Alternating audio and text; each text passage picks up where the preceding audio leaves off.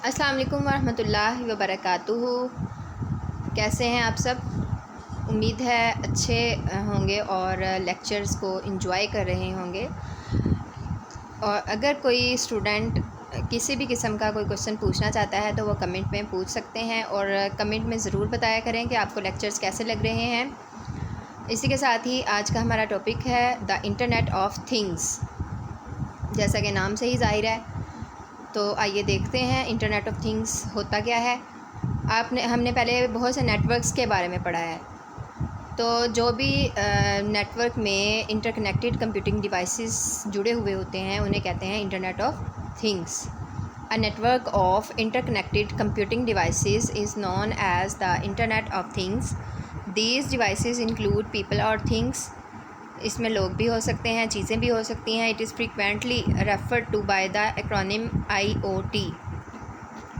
Any other living thing or artificial product that can be given an IP address and communicate data across a network can be considered an item in the Internet of Things। IP address क्या होता है? जैसे कि for example आप जिस घर में रहते हैं तो आपका गली नंबर, हाउस नंबर, ये सारा कुछ होता है। इसी तरह हर प्रोडक्ट, हर जो डिवाइस होता है, ये कंप्यूटिंग डिवाइस, उसका इसी तरह एड्रेस कंप्यूटर की ज़ुबान में उसे हम IP एड्रेस कहते हैं।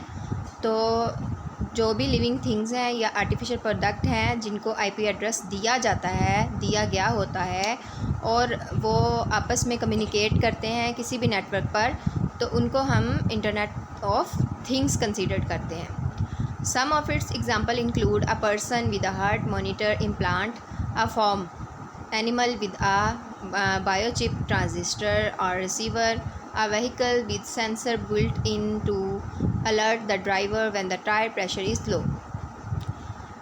फॉर एग्ज़ाम्पल हम देख सकते हैं कि एक इंसान पर्सन का हार्ट मोनीटर अगर हम यूज़ करें, या फिर कोई भी फॉर्म एनिमल है उसके बायोचिप ट्रांजिस्टर वगैरह या रिसीवर लगा दिया जाए, या किसी भी व्हीकल पर सेंसर लगाया जाए जो कि ड्राइवर को अलर्ट कर दे कि टायर का प्रेशर लो हो चुका है। ये तमाम चीज़ें आप देख सकते हैं कि इनको हम इंटरनेट ऑफ थिंग्स भी कह सकते हैं। एग्ज़ाम्पल्स कौन कौन सी हैं? एग्ज़ाम्पल्स में connected appliances, smart home security systems हैं, ऑटोनमस फार्मिंग इक्विपमेंट, यानी ऑटोमेटिकली जो इक्विपमेंट काम करते हैं, wearable health monitors, smart factory equipment, wireless inventory trackers, biometric cyber security scanners. इन तमाम चीज़ों में इंटरनेट ऑफ थिंग्स यूज़ की जाती हैं। नेक्स्ट टॉपिक है embedded computers. A dedicated computer system that is an essential component of a bigger machine or system is known as an embedded computer or embedded PC।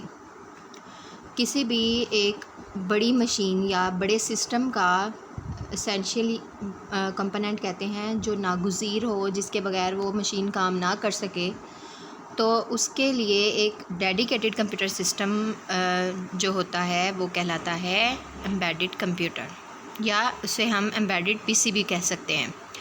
N embedded computer typically has a specific purpose only. उसके लिए कोई ख़ास मकसद होता है। These computer systems are commonly used in industries, vehicles, traffic controls systems etcetera. Embedded systems क्या होते हैं?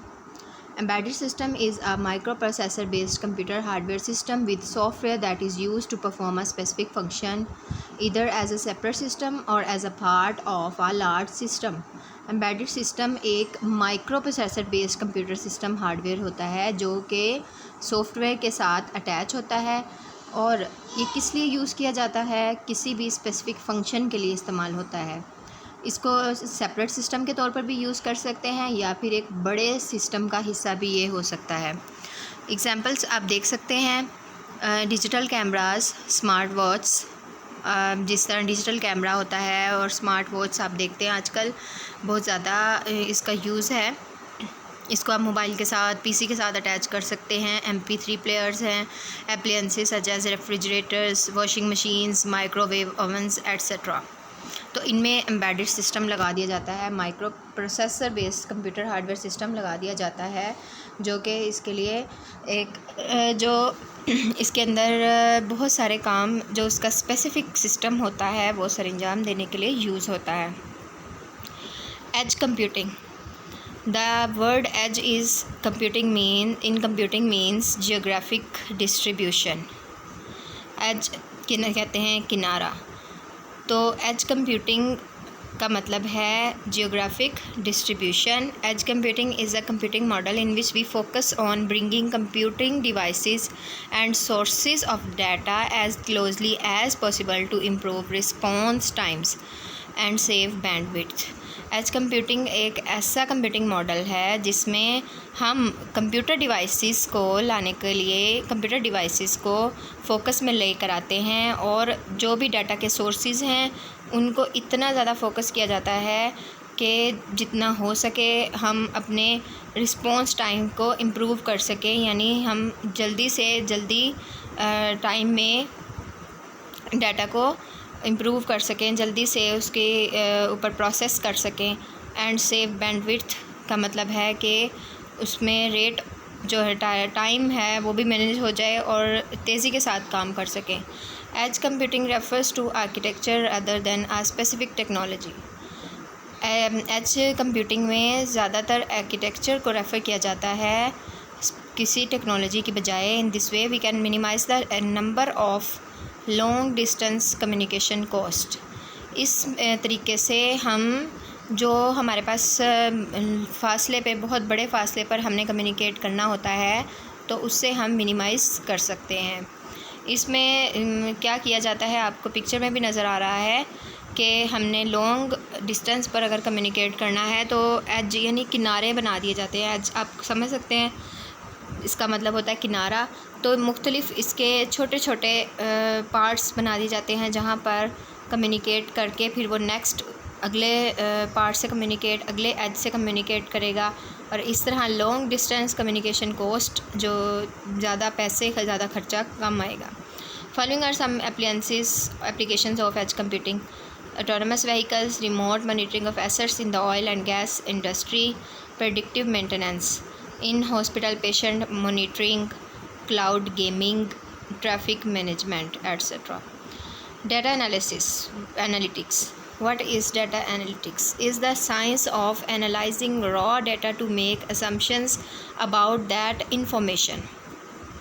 डाटा एनालिटिक्स होती क्या है? एक ऐसी साइंस है जिसमें रॉ डाटा होता है जिस पे अभी कोई काम नहीं किया गया हो और अभी हमारे लिए वो मुफीद नहीं होता और हमारे काम का नहीं होता, तो उसे हम उस पर कोई प्रोसेस नहीं किया होता, उसे कहते हैं रॉ डाटा। तो रॉ डाटा को एनालाइज़ किया जाए, उसका तज्जिया किया जाए to make assumptions about that information. उस पर काम करने के बाद हमारे पास जो इंफॉर्मेशन या मालूमात मौजूद हों या मालूमात पाई जाए उसे कहते हैं data analytics. Many of the techniques and processes of data analytics have been devised और यूज्ड एज ऑटोमेटेड प्रोसीजर्स। बहुत सारी टेक्निक्स यूज़ होती हैं डाटा एनालिटिक्स को प्रोसेस करने के लिए, और जिसमें ऑटोमेटेड प्रोसीजर्स हैं एंड एल्गोरिथम्स हैं that work over raw data for human consumption, जो कि इंसानों की आसानी के लिए और इंसानों के लिए जो बहुत ज़्यादा मुफीद काम सरंजाम देती हैं। Data analytics help a business optimise its performance. एक बिज़नेस को अपना कारकर्दगी बेहतर बनाने के लिए हेल्प देती है। Help individuals and organizations to organize data. इंफरादियत के तौर पर भी और किसी बड़े इदारे में भी ये डाटा को ऑर्गेनाइज़ करने के काम आता है। Type examine raw data for insights and trends. और इसी तरह हमारे लिए जो रॉ डाटा होता है उसको भी एग्जामाइन करने के लिए यूज़ होता है। इसी के साथ ही हमारा चैप्टर कंप्लीट होता है और हमने इस चैप्टर में कम्युनिकेशन के बारे में पढ़ा है। डाटा कम्युनिकेशन के बहुत सारे तरीके भी पढ़े, जिस तरह लैन, वैन और मैन, और हमने डाटा कम्युनिकेशन को कितने तरीक़ों से गाइडेड और अनगाइडेड मीडिया के ज़रिए से हम कम्युनिकेट कर सकते हैं।